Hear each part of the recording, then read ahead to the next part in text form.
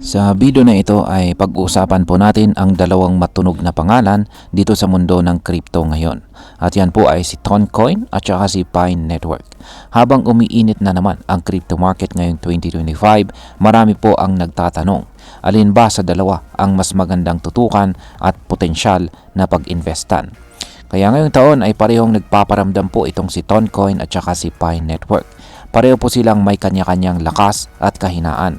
Kaya ngayong araw ay bubusisiin natin ang kanilang mga galaw sa presyo, support at resistance levels, momentum at syempre kung ano po ang epekto nito para sa atin bilang mga Pinoy crypto investors at traders na interesado rito kay Toncoin at saka kay Pi Network. Pero bago po tayo magpatuloy ay pakibasa na lamang po muna ang disclaimer dito sa ibaba ng ating screen. Ayan, ilapit lamang po muna natin kasi ayan, para mas madali po nating mababasa. Ngayon ay simulan po natin sa kung ano po ang nangyayari muna kay Toncoin. Ayan, dito muna tayo kay Toncoin.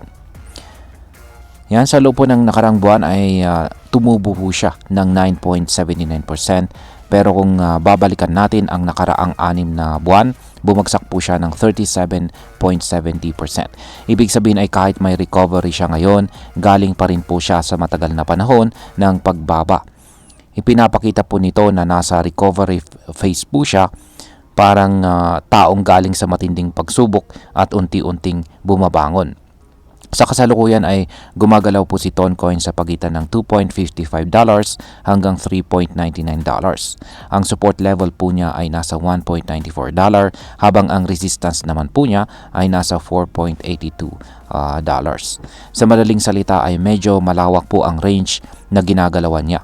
Hindi malinaw kung bullish o bearish ang long-term trend niya ngayon. Pero may mga posibilidad kung malapit na siya sa support. Yan, or malapit na sa support ang kanyang presyo. Maaring magandang pagkakataon po ito para pumasok sa trade.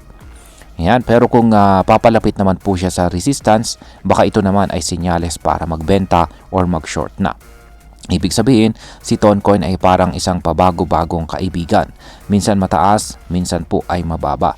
Pero may potential naman po kung tama ang ating timing. Yan, dito naman po tayo kay Pine Network. Ayan, bakit biglang sumabog ang presyo ni Pine Network? Ayan, masasabi nating siya ang between ng linggong ito. Sa nakarang buwan po kasi ay nag-surge si Pi ng 53.92%. Pero ang pinaka nakakagulat ay sa loob po ng 6 na buwan, halos 10 times ang tinaas niya. Umangat po siya ng 991.3%. Para po siyang rocket ship na biglang umangat. Kaya maraming traders at investors ang na-curious kung bakit siya ganito katindi. Sa ngayon ay gumagalaw po si Pi sa pagitan ng 0.41 hanggang 0.81. Ang kanyang resistance ay nasa $1 habang ang kanyang support naman ay nasa 0.21. Ayon po sa technicals, nasa mga bull ang control. Yung tinatawag nating RSI or Relative Strength Index ay nasa 72. Kung saan ay nagpapahiwatig ng strong momentum.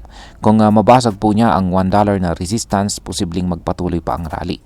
Pero kung babalik po siya sa presyong 0.21, magandang oportunidad din yan para sa entry or para pumasok. Kaya si Pi ay parang bagong artista na biglang sumikat. Maraming supporters, mabilis ang kanyang pag-angat, pero kailangan pa rin ng ingat dahil volatile pa rin po siya.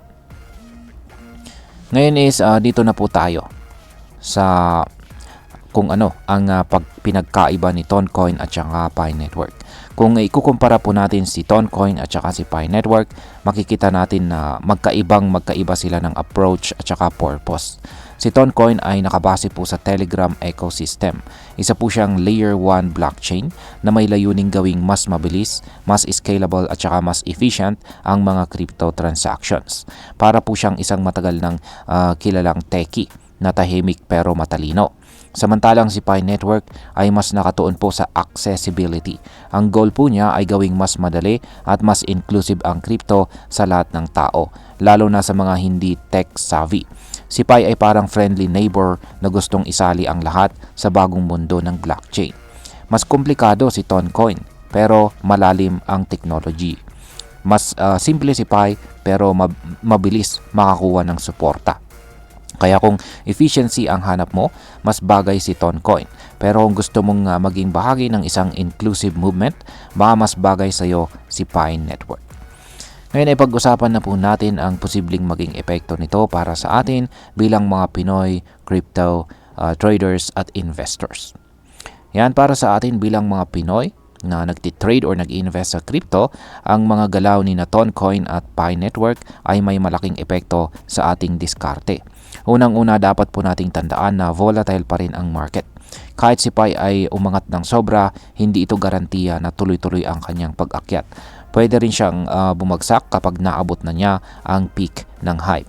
Si Toncoin naman ay kahit hindi kasing taas ng tinakbo ng presyo ni Pi, mas stable naman po siya at mas long-term use ang kanyang case. Kung naghahanap ka po ng investment na pwedeng pang matagalan at may technical na foundation, ay mas safe po itong si Toncoin. Pero kung gusto mong pumasok sa mas exciting na galaw na pwedeng magbigay ng malalaking kita sa maikling panahon, si Pi ang dapat mong pag-aralan ng mabuti. Ang mahalaga dito ay wag po tayong basta-basta sumunod sa hype. Aralin muna natin ang fundamentals at technical ng bawat coin. At higit po sa lahat ay magkaroon tayo ng trading plan at saka risk management. Bilang panghuli, ang masasabi ko tungkol dito sa laban ng Toncoin at Pi Network ay para sa akin pareho po silang may potensyal pero magkaiba ng strategy. Si Toncoin ay parang chess player. Maingat, calculated at saka long term ang kanyang plano.